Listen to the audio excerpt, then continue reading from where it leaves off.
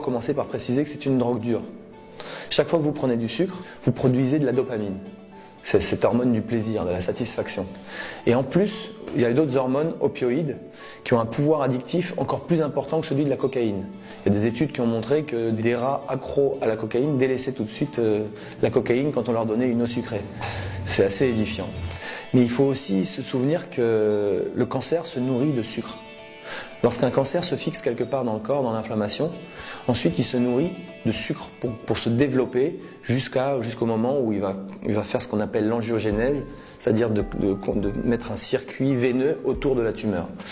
J'en veux pour preuve les imageries qui sont communément utilisées pour détecter le cancer aujourd'hui. On fait un PET scan. Un PET scan, c'est la localisation du glucose dans le corps. Et puis aussi, il faut se souvenir d'un dernier truc, et pas des moindres, c'est que le sucre fait grossir. Vous avez différentes sortes de sucre. Vous avez les sucres rapides, le glucose, c'est le sucre blanc que vous mettez dans votre café, dans votre thé. Vous avez tous les sucres qui sont mis à notre insu dans tous les produits transformés, tous les produits qui sont issus de l'industrie agroalimentaire. Et ensuite, vous avez les sucres lents, les sucres complexes, comme le riz complet, les pâtes complètes, les légumineuses, les céréales complètes, qui n'ont pas du tout la même incidence sur le corps. Donc ces trois sucres n'apportent pas la même chose au corps en fait?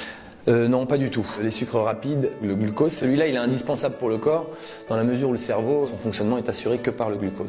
Donc il est indispensable. Malheureusement, le glucose, quand on en prend une trop grande quantité, et il n'en faut pas beaucoup pour que ce soit une trop grande quantité, vous avez des petits capteurs le long de l'œsophage. S'il y a une trop grande quantité de sucre, il prévient directement le pancréas qui lui va déclencher la pompe à insuline pour tempérer ce niveau de sucre sanguin et le redescendre.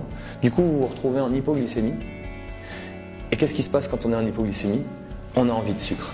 C'est un cercle vicieux parce que vous allez avoir envie de plus en plus de sucre et vous avez des coups de barre à répétition qui s'enchaînent tout au long de la journée si vous commencez la journée par manger des sucres. Ensuite, les autres sucres dont je vous parlais qui sont issus de l'industrie agroalimentaire, qui sont dans tous les plats préparés, ça conduit au diabète.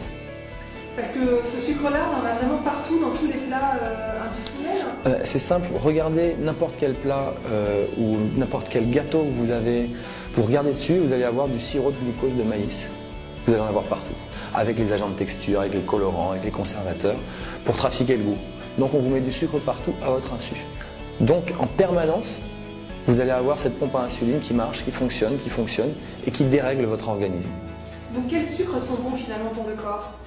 Les sucres qui sont bons pour le corps, c'est les sucres qu'on peut trouver dans les légumineuses, qu'on peut trouver dans les céréales complètes, qu'on peut trouver dans le riz complet, dans les pâtes complètes, parce que ceux-là ne déclenchent pas la pompe à insuline. Ils ont une action longue, diffuse, qu'on appelle des sucres lents. Et en plus, ils vous apportent une combinaison de plein de minéraux, et ils ont plein de propriétés qui participent à l'équilibre biochimique intérieur de votre corps.